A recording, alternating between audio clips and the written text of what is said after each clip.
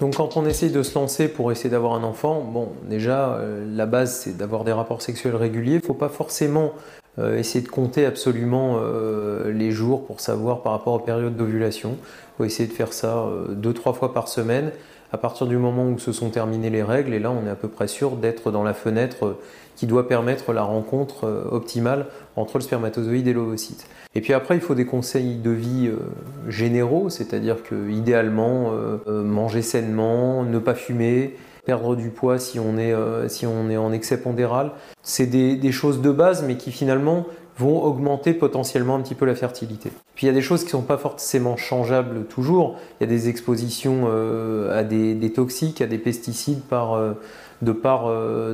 son environnement de travail ou son environnement quotidien, qui font que ça peut être compliqué, ça peut générer des infertilités et on n'est pas forcément tout le temps capable de s'y soustraire, mais en tout cas dans la mesure du possible il faut essayer. Et puis après, au bout de combien de temps il faut s'inquiéter? C'est vrai que si ça ne marche pas, au bout d'1 an, il faut se poser la question.